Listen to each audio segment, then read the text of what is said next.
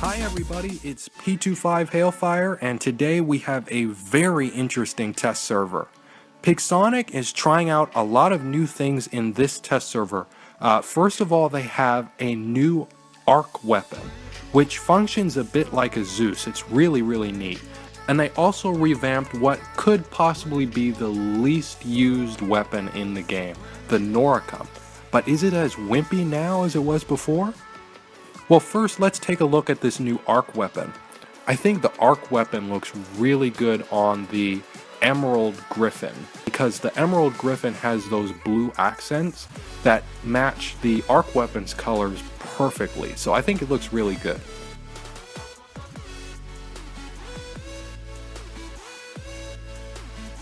It's a really cool idea, and I love how you never miss with it. It's just like a Zeus in the way that once it locks on and you fire, it's going to hit the target wherever it is. The only issue is, if you watch here, you'll see that the weapon actually fires by itself. You don't even have to press the button to fire, it just goes ahead. And it never stops because it doesn't have a reload time. The range is anywhere between 0 and 400 meters, so once you're within that range, the weapon's just going to start firing. You can't do anything to stop it. I would much prefer to hold down the button to fire, kind of like the Magnum. I wouldn't change the having no reload time, I would just change that you have to push the button to fire. Because it's easier for your enemies to not notice you when you don't have giant welding torches glowing out of your robot. There were a lot of times during the test server where I had wished the weapon didn't fire automatically because everybody saw me, and if they weren't firing, I may not have been noticed. I wouldn't make too much of a change to this weapon. I think the damage is actually really decent. It's not overpowered and it's not underpowered. I'd say maybe I would increase the damage just a little bit, but I think for the most part it's fine. The only difference I would make is it really needs to be manual fire. The automatic fire is a cool idea, but I just don't think it works because there are times in the game where you don't want to fire your weapons, even if you are in range. So that would be the major change I would make. I would make it a manual fire only, no automatic fire. Now onto the Noricum.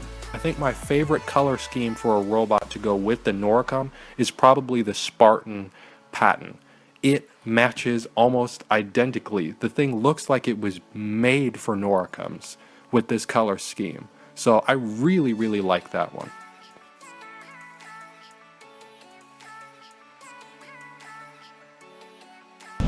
This new one is ridiculous. I call the reworked version the Reign of Death. That's how powerful this thing is. It now strikes really quickly. Before, the Noricum projectiles would just kind of hang in the air for a little bit after you fired, but these, as soon as you fire, you just wait and they just come raining down so quickly now. It really just looks really cool visually, and also you have more accuracy because you know it's going to come back down and hit the target more quickly. So you know where to aim and you can better predict based on the way your target is moving. Also, the Noricum's range has been extended. It can now hit anything from 100 meters to 1100 meters. That makes it the new most versatile weapon in the game. So just like you can hit a target and do a lot of damage all the way out at 1100 meters, now you can hit your target even when it's only 100 meters from you. They just kind of group up and just dump on to the target, almost like an aphid does at close range. So it's almost like having a versatile, variable range aphid in a way.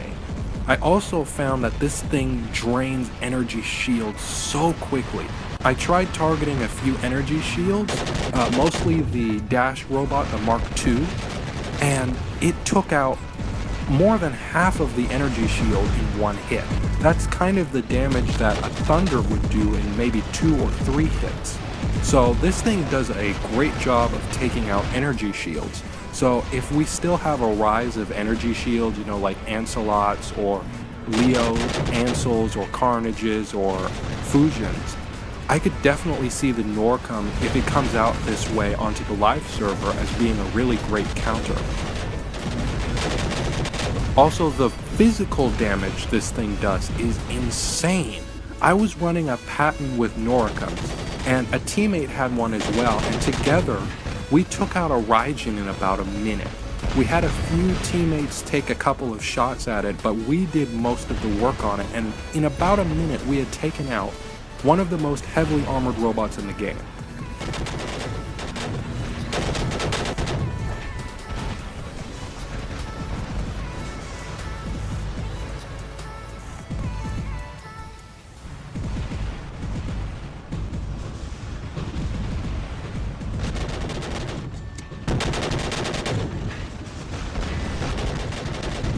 In this clip, I was targeted by another robot with Noricums, and just look at the damage it did to me. Yes, I was in a Gepard, but at the same time, there aren't many weapons that can do that much damage that quickly. In this clip here, I was trying out a Lancelot with a Zeus and the arc weapons, and I kept getting bombarded by Noricum fire, and before I knew it, I had been taken out.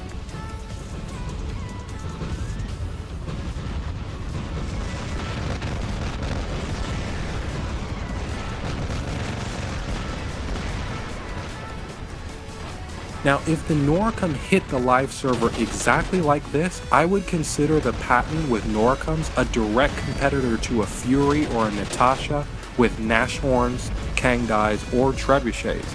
This is because I would be able to hit opponents hiding behind cover. I could hide behind cover myself and still fire, and I could do constant damage over time to slow-moving robots while I avoid them. But the best part is probably the change it's made to the Natasha with Zeniths and Noricums. Before, this was, I used to call it the walking buffet, because if you came around a corner and you saw a Natasha with Zeniths and Noricums, you just kind of chuckled to yourself, because you knew this thing could do absolutely nothing to defend itself. So you would just run around and absolutely destroy it, and it wouldn't be able to do anything to you. But now, the Natasha has a fighting chance against opponents closer than 500 meters.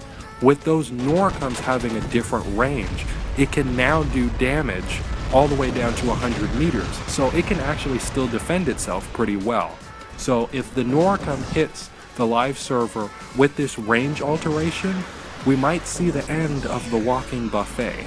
And honestly, that's a little bit sad, because it's been one of the funniest things in War Robots since the game came out.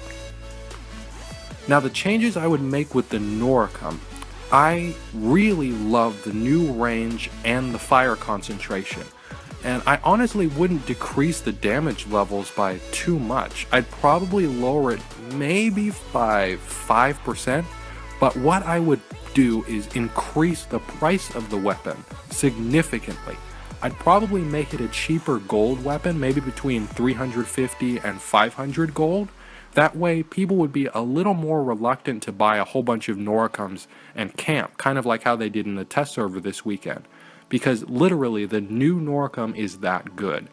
If people start trying this out and they like it as much as I did, on the live server, we would just have camper wars of Noricum fire, and that would totally ruin the game. So you want to have some kind of deterrent from everybody buying the weapon. Another thing you could possibly do is, instead of increasing the Noricum's price, you could keep the normal live server Noricum and introduce this as a new weapon. Kind of how they did the Molot and the Molot Mark II. Maybe this could be the Noricum Mark II that does more damage and has a better range. So then maybe the Noricum Mark II could be the gold weapon, and the normal Noricum would be the silver weapon and just remain as is. Well, I hope you all enjoyed this overview of the new additions to the test server. I'll see you all later. Thanks a lot for watching this video. If you enjoyed it, please give it a like. Feel free to subscribe and leave a comment if you want. You can also check out some of my other videos too. Have a great day everyone, and I'll see you soon. Until then, this is P25 Hailfire, signing off.